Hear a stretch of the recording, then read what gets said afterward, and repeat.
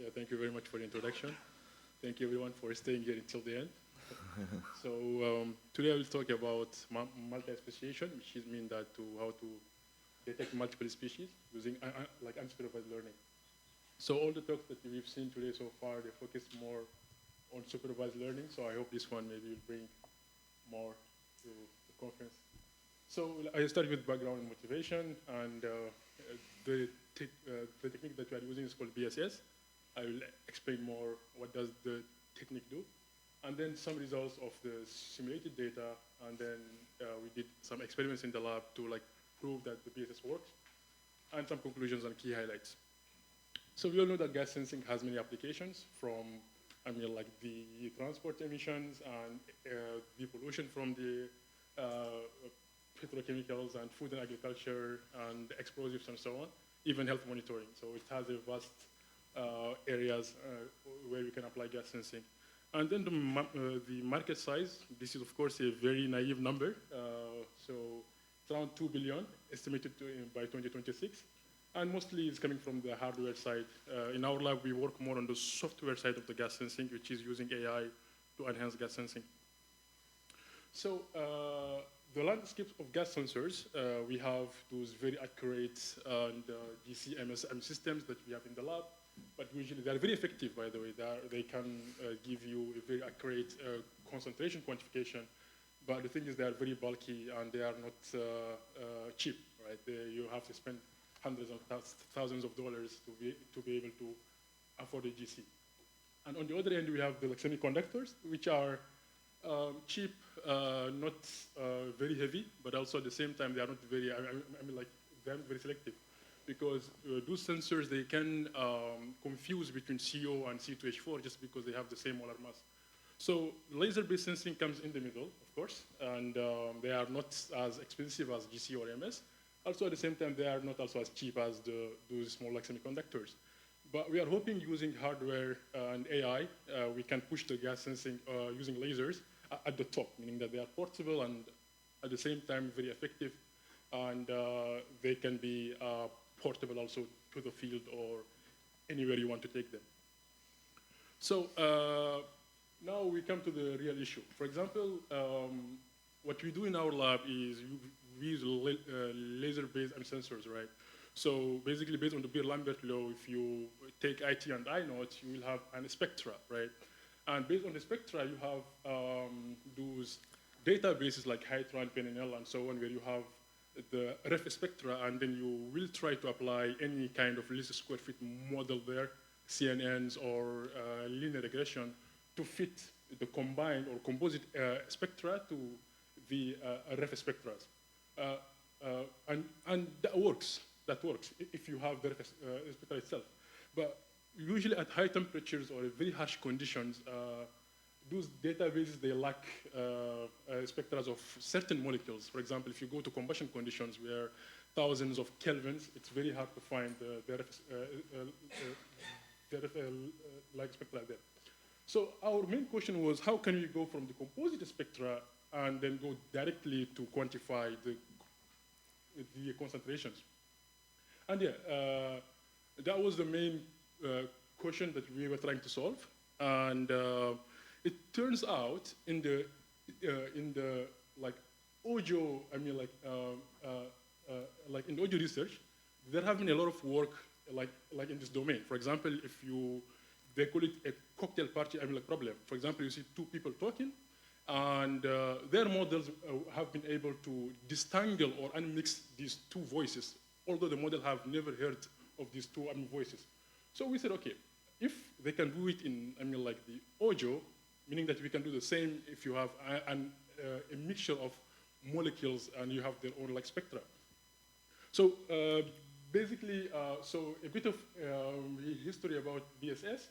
It started at 1950, where really they started to the research about sounds and so on. And then in 1970s, it was fancy algorithm like MCR and PCA.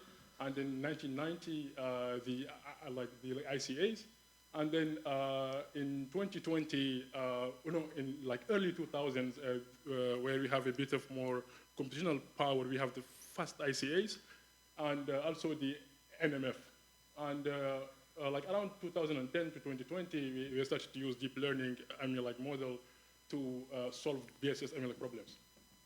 So how do we go from the BSS for audio or speech to gas sensing, to multi-speciation? So first, in the audio, the input data is a mixture of sounds, right? My voice or some other person's voice. Then it's just a mixture of two audios. And then the output data from the BSS is the number of independent sources, which means that how many people are talking, and the independent waveform of each audio source, and then the level, which means how high or how low that person is talking. And in multi-speciation, we can do the same thing. So the input data will be the mixture of the observance spectra of those like molecules, right? And then the output data after the BSS will be the number of independent sources, which means how many molecules or species you have in your mixture, and then the independent spectra of each of these molecules, and then their concentrations will correspond of the level or the volume of that audio. Yeah, so like our model is a very simple autoencoder. So we have a mixture, like at the input we have a mixture spectra, and the goal is to reconstruct that same, the same spectra at the end. So first we will encode it to a latent space, Z, which has the number of independent components, which also is unknown by the model. And then in the decoder, we have a learnable function there that will multiply Z, which is the concentrations, by a guess of the like the independent spectra of each of those molecules. And then, of course, it will do like few loops and so on. You have a backpropagation error, which is MSE, like until the model converges. And to show you how the how the model works, for example, at first, just go back. At first, at epoch 1, the model will start by like only guessing noise, right? And then like after that, the model start to like converge like around like epoch 200 and so on. Then you can see that at first it will become noise, and then it will start to converge to the independent like spectra of those like species. Then the input mixture spectra now that we have, and then you feed it to your BSS your BSS like auto encoder, and then this is a mixture of methane and ethane, right? And then the reconstructed spectra matches perfectly the input like spectra, and then the mean relative error is around like 0.1%, right, or like 0.2%. And these are the results of the like predicted spectra by the BSS model, and their ground truth. And this is the case of four species. And then those are the concentrations of methane, ethylene, ethane, and also benzene. And then when you go to 8 species, you can see that you see those very small. It's a pointer. Okay. You can see that the model will have those very small like artifacts you can see in here. Basically, the more you add the number of species or components in your mixture, it becomes harder for the model to unmix those like species. For example, it's like you have a room full of people like talking at the same time. It will become harder and harder to know which voice is coming from where, and so on. So we did it for 8 species, and we were training the model of 10,000 data points of mixtures of methane to propane and so on. And then we also were able to reconstruct their concentrations. And for the 8 species, the mixture reconstructions is not as good as the case of 2 species. And here you can see the relative error is around 4%. But now, okay, it works, we know, but can we use this like in the lab? So in our lab, we do laser-based sensing. So it's a very simple ICL laser that we put in We guide into a gas cell, and then the gas cell contain our mixture and so on, and then we take the IT and I naught, we apply Beer-Lambert law, and then from Beer-Lambert law we get the composite the composite spectra, right? So then, but now we cannot really collect 10,000 mixtures, right? So what can we do? So what we have done like in the lab is that if you know a spectra of your species at a random condition, let's say at lower pressure or at higher pressure, can you use that information into your model so that the model will converge much faster? And will that help of needing less data points? And that's exactly what we have done. For example, we have some mixtures of methane, ethane, ethylene, and so on at 1 ATM, and then we use their spectra at 50 torr, which is a much lower pressure, as an initial guess, for the model. Yeah, and so this is just a modified kind of BSS model for the experiments. So in the decoder, instead of guessing noise at first, we feed in the initial guess as the spectra at 50 torrs. Okay, and then like around 118, around 100,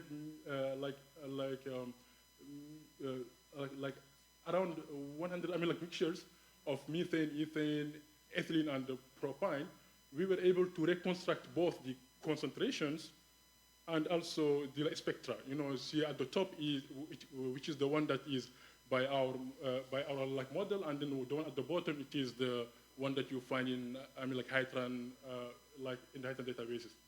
And we've done it for 50 mixtures. Also, it works.